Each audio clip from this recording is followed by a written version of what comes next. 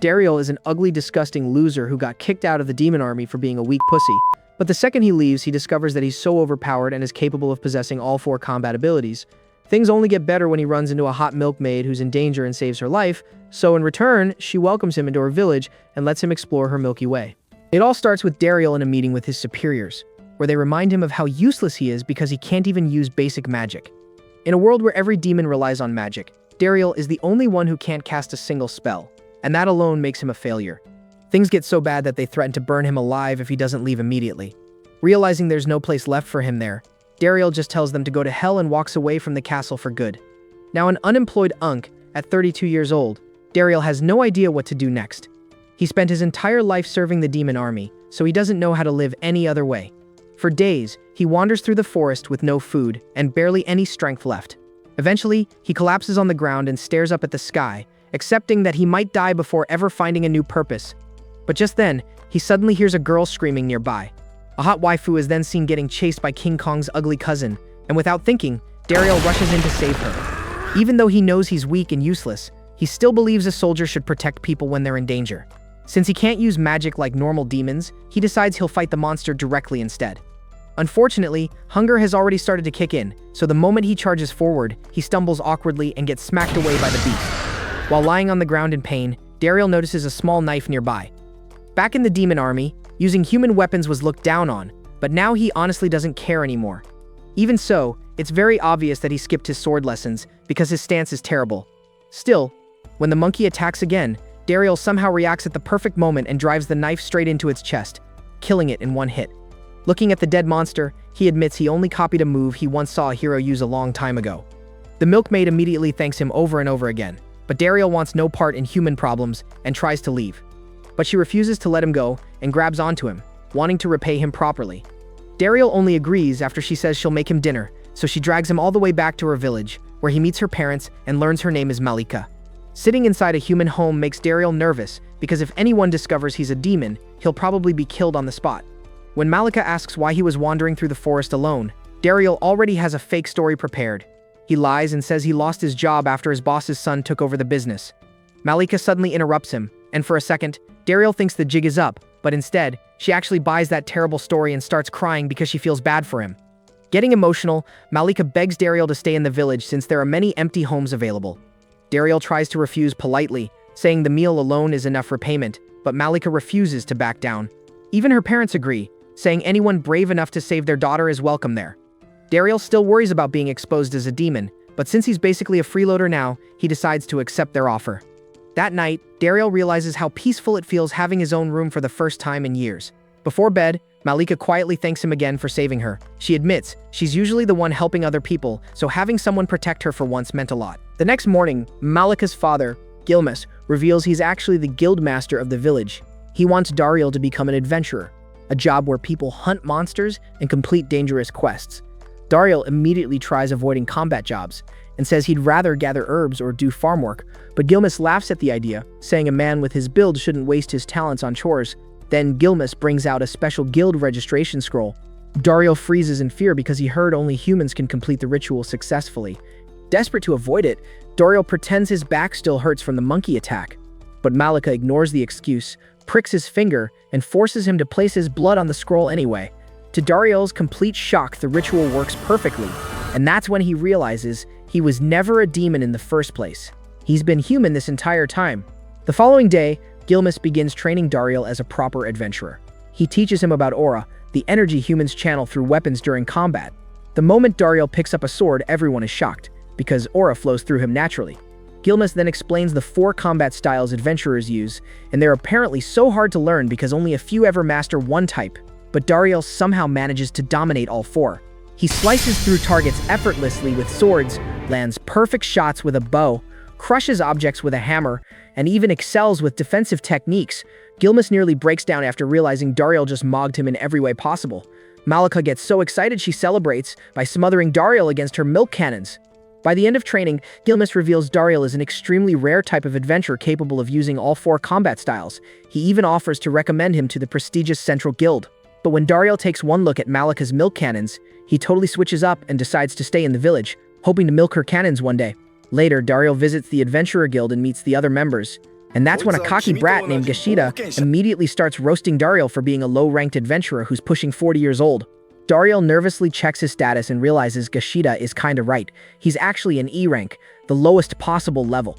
Gashida laughs in his face and proudly shows off his own D rank status while demanding respect. Malika later explains that Gashida is the village's only adventurer, which made him incredibly arrogant over time. Dariel soon receives his first quest, gathering some medicinal herbs. Gilmus warns him to stay alert because a dangerous monster has recently appeared nearby, but when he shows Dariel a sketch of the creature, Dariel nearly chokes because it's literally the same monkey monster he already killed days ago. Without even realizing it, he had already completed the quest before officially becoming an adventurer. Gashida starts to rage after hearing Dariel defeated the beast he couldn't handle. Desperate to prove himself superior, he immediately runs off to challenge another dangerous monster. Meanwhile, Gilmus promotes Dariel to D rank for protecting the village single-handedly.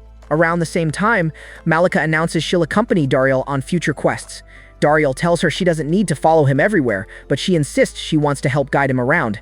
As they travel together, Malika reveals she once dreamed of becoming an adventurer herself because she wanted to support the village. Dariel realizes that's why she entered the forest alone that day. The more time they spend together, the closer they become. At one point, Malika shyly suggests they hold hands so they won't get separated in the forest. Dariel awkwardly agrees, and the two continue walking together hand in hand. Eventually, she asks him to stop using formal titles and simply call her by her name. When Dariel finally says her name, she becomes so happy she nearly crushes him in an excited hug. Back in the village, Dariel slowly adjusts to his peaceful new life. He has steady work, people who respect him, and his milkmaid constantly by his side. The only real problem is Gashida becoming a bigger pain in the ass. Things get serious when news arrives about a deadly monster called the Blaze Death Scythe. The creature is considered dangerous enough that only high-ranking adventurers are allowed to fight it. Dariel immediately worries that Gashida might recklessly challenge it anyway, and unfortunately, that's exactly what happens. Dariel heads into the forest to stop him, only to find the entire area destroyed. Moments later, the dumb brat comes running toward him in terror while the massive monster chases behind him. Gashida is a lot weaker than we thought, as his attacks barely even leave a scratch before he's completely overwhelmed. Dariel manages to injure him, but the monster destroys his sword in return.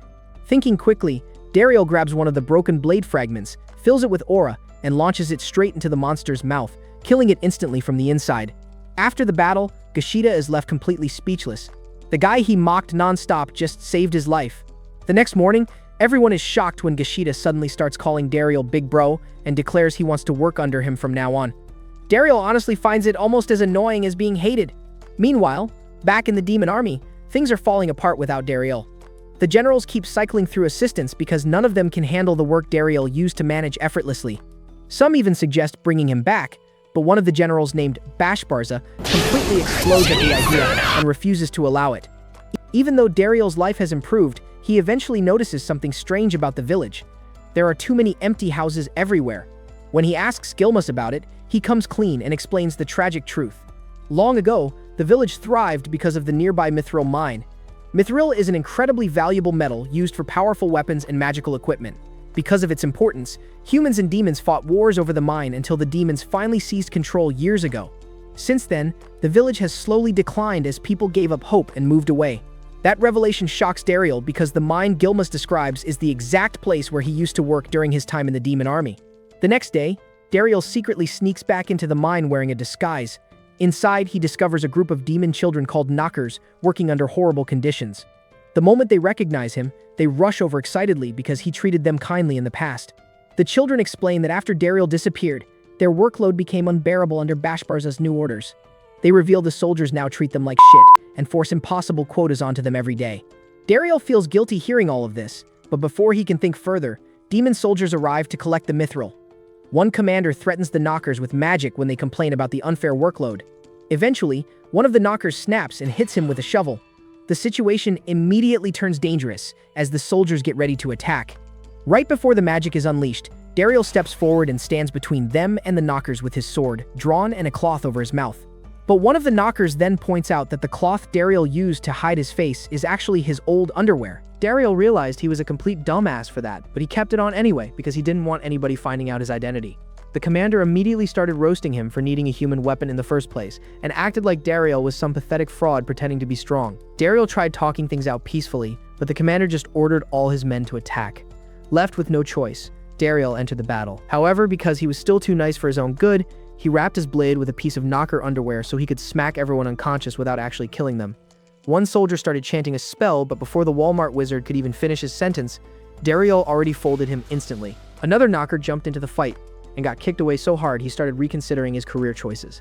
But during the battle, Dariel noticed something strange. None of the soldiers were aiming to kill.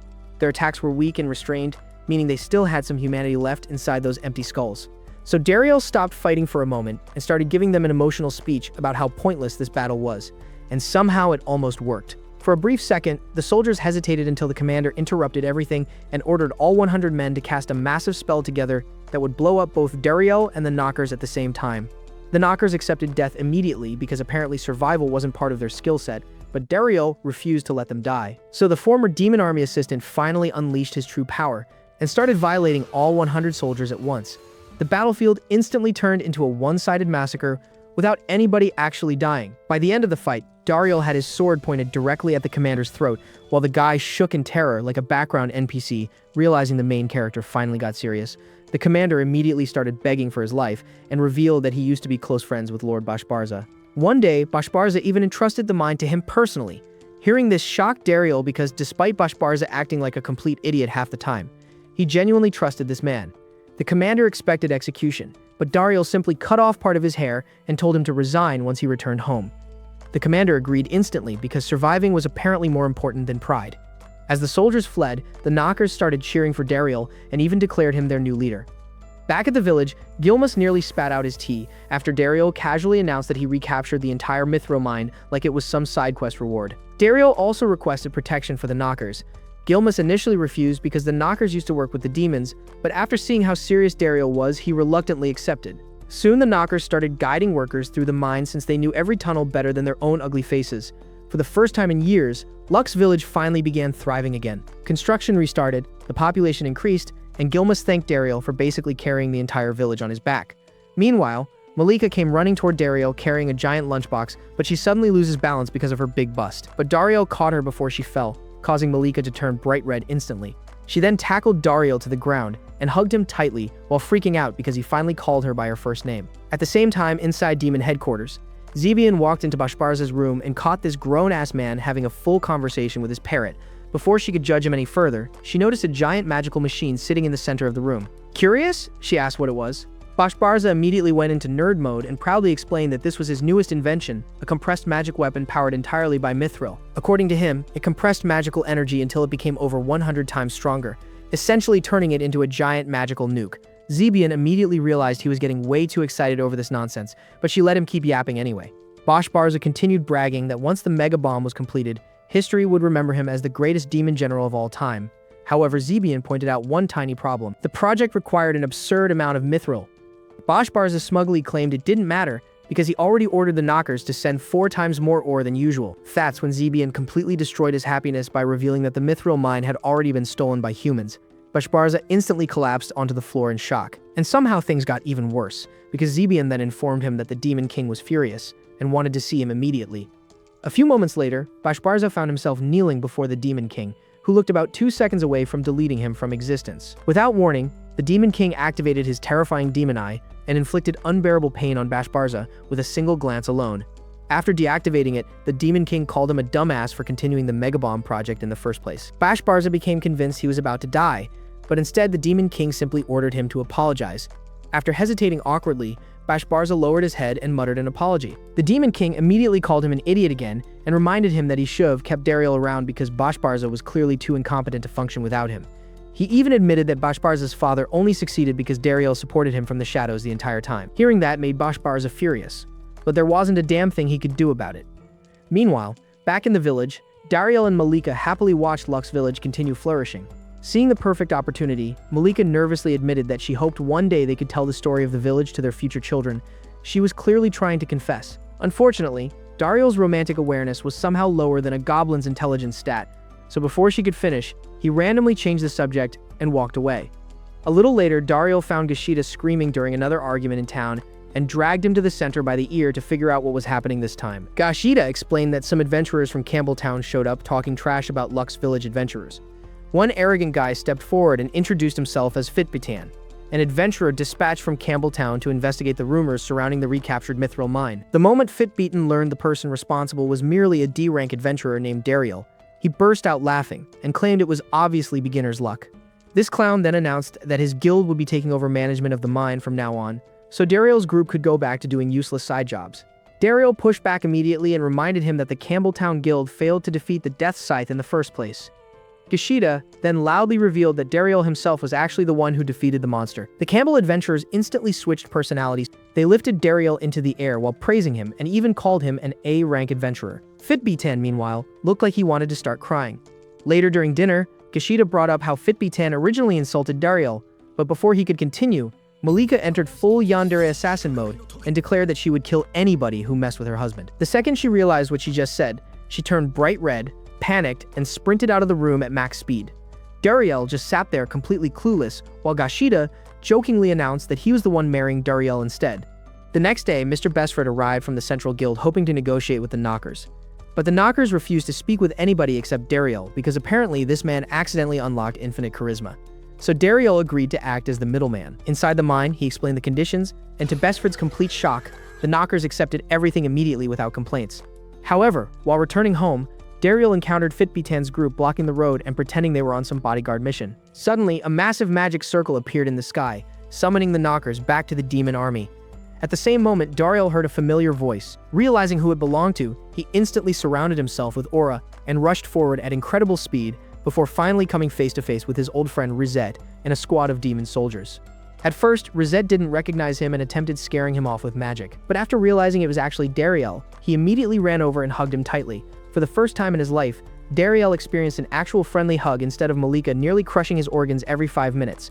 Later, when they were alone, Rizette asked Dariel what happened after he disappeared from the demon army.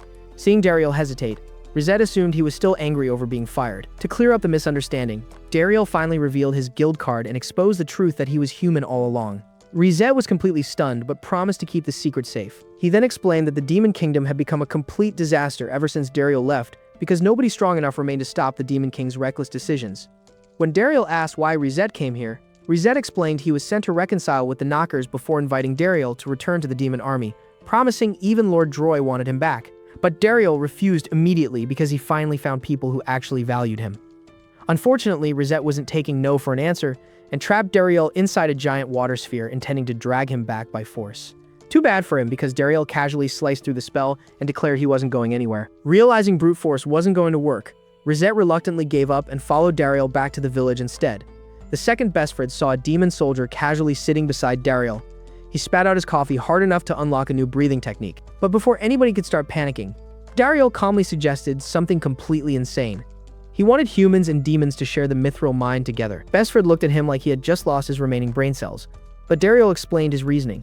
Humans and demons only fight when resources start running low. If both sides had enough mithril, there would be less desperation and fewer wars. Shockingly, the idea actually made sense. Dariel then proposed the idea to Bestford, who seriously considered it. Unfortunately, Fitbeaton immediately exploded in anger because peace negotiations were too complicated for his caveman brain to process. The idiot rushed toward Rizette and attempted to kill him on the spot. Dariel instantly blocked the attack and told Fitbeaton to sit his dumbass down. After Fitbeaton withdrew like a good boy, Bestford immediately scolded him for acting like a moron before even considering Dariel's proposal. In the end, the humans and demons agreed to share the mithril peacefully. Before leaving, Rizette thanked Dariel sincerely, but Dariel simply smiled and explained that he didn't care whether someone was human or demon. He just wanted everyone to eventually live together without trying to murder each other every 5 minutes. The next day, Dariel received another job involving the abandoned mithril workshop inside the village. Since a legendary blacksmith would soon arrive, they needed the workshop fully operational again. However, when Dariel reached the workshop, he found Fitbeaton already inside, acting like he owned the place. With the most punchable grin imaginable, Fitbeaton told him to slow his roll because the higher-ranked adventurers would handle the important work. He even reminded Dariel that D-rank adventurers weren't allowed to interfere with high-level operations, according to guild rules. Dariel let out a tired sigh and walked away because arguing with Fitbeaton would only make him lose more brain cells. Back at home, Malika suddenly burst into the room, furious, and announced that some old ditty blood in the village grabbed her mommy milkers. The second Dariel heard this, he mentally wished 10,000 painful deaths upon the guy. But after finding the old man, Dariel became completely confused because the man looked like he had already been beaten to death. Turns out it was just tomatoes. Dariel immediately confronted the old man about touching Malika's mommy milkers, but the old fossils simply shrugged it off and claimed there wasn't even much to grab in the first place. That instantly pissed Malika off because she's fully aware of how big they are. The old sack of bones then shifted his attention toward Dariel and started roasting him, calling him a useless adventurer who looked weak as hell. Malika immediately snapped back and was ready to throw hands as she defended her man. Hearing that caused the old sack's expression to completely change. He immediately analyzed Dariel's aura and nearly lost his mind after discovering that all 4 of Dariel's combat abilities were maxed out. Realizing Dariel wasn't ordinary, he finally introduced himself properly. He was Smith, the legendary mithril blacksmith. Naturally, nobody believed him at first because the guy looked homeless. But Smith quickly pulled out an official request from the Central Guild proving his identity. He then asked where the village workshop was located. Dariel explained that the Campbelltown adventurers currently controlled it. Smith immediately called that complete nonsense and promised to use his incredible negotiation skills to fix everything. By negotiation skills, this old sack literally meant begging Fitbetine until he finally gave up. Inside the workshop, Smith became overwhelmed with nostalgia. But the moment he saw amateur workers wasting precious mithril, he nearly crashed out. Unable to tolerate the incompetence any longer, Smith demonstrated an advanced refining technique and instantly produced a flawless chunk of mithril. Then he forged it into an elegant mithril sword for Dariel. The moment Dariel poured aura into the blade, he immediately realized this weapon was leagues above anything he had used before. Excited, he tested the sword on a nearby tree. With one effortless swing, the tree split clean in half, so smoothly, it didn't even realize it had died yet. Fitbeaten watched the entire thing in stunned silence before shamelessly begging Smith to accept him as a disciple. Smith immediately rejected him without hesitation, and instead walked away with Dariel. However, while leaving, Smith suddenly demanded the sword back. Dariel protested because he obviously wanted to keep the overpowered weapon, but Smith yelled at him to shut up and explained that the sword still wasn't worthy of Dariel. Smith then revealed his true dream. He wanted to create the greatest mithril weapon the world had ever seen. Dariel pointed out the obvious issue that achieving such a dream would require massive amounts of mithril and a proper workshop. But Smith smugly revealed that he had already stolen enough mithril and secretly built a new workstation behind everyone's backs. Dariel was genuinely stunned by how fast this old man moved. The only remaining issue was the furnace. Since it was powered by magic, somebody needed to continuously channel magical energy into it, so Dariel went to ask Rizet for help. Although Rizet warned this would only happen once because he couldn't exactly help humans mass-produce powerful weapons, he agreed anyway because he still owed Dariel a solid. Together, they activated the furnace while Smith demanded alcohol to help him focus because getting high was apparently part of the forging process. While Dariel went to fetch drinks, Fitbetan approached him privately with another proposal. According to Fitbetan, the Central Guild had been hogging all the profits from the mithril mine for years, so he suggested they team up and overthrow them together. Dariel immediately rejected the offer because he wanted absolutely nothing to do with guild politics. Offended by the rejection, Fitbetan dramatically threw down a glove and challenged Dariel to a duel. When Dariel returned home and explained the situation, everybody begged him not to accept because duels between adventurers were deadly serious. Losing could easily result in death without any legal punishment. Unfortunately, Dariel was stubborn enough to ignore common sense and accept it anyway. Smith then began training Dariel with his new mithril weapon before the duel officially began. When the day finally arrived, Fitbetan confidently showed off a flashy custom-made mithril weapon created specifically for the battle. But the moment he saw Dariel carrying what looked like a tiny knife, he started laughing uncontrollably. The rules were simple: fight until one combatant could no longer continue. As soon as the duel started, Dariel launched a warning strike signaling the beginning of the battle. Fitbeaten confidently charged forward but instantly froze after realizing Dariel's weapon could literally change shape. Smith proudly explained to the crowd that the weapon transformed according to the form of Dariel's aura. In one smooth motion, Dariel shattered Fitbetan's shield and sword instantly. Everyone thought the fight ended there, but Fitbetan desperately pulled out another mithril longsword. Completely unfazed, Dariel transformed his weapon into a whip and destroyed the second sword immediately. Just like that, the duel was over. Dariel won so overwhelmingly that Fitbetan's dignity evaporated on the spot. The crowd erupted into cheers while Malika stared at her man and decided she was finally going to let him hit. Later, Bestford arrived and apologized for Fitbetan's reckless behavior during the duel. He admitted the entire thing was unacceptable and asked Dariel what punishment should be given. But Dariel is still a big softie, so he simply requested that Fitbetan repair all the property damage caused during the battle. Once the issue was resolved, Bestford reminded Dariel about everything he accomplished since arriving in Lux Village and formally invited him to join the Central Guild in Campbelltown. Unfortunately, Malika overheard the conversation while bringing drinks and got some emotional damage. That night, Dariel relaxed in the hot spring while seriously considering the offer. Suddenly, he heard someone entering and assumed it was Gilmus. Instead, it was Malika. Blushing heavily, she quietly admitted that she overheard the guild invitation and assumed Dariel would probably accept it. Even so, she forced herself to smile and told him she would support him no matter where he decided to go. Hearing this makes Dariel realize that's the end of the video. Don't forget to smash the subscribe button to help Anasharp make more flashy recaps. Peace out.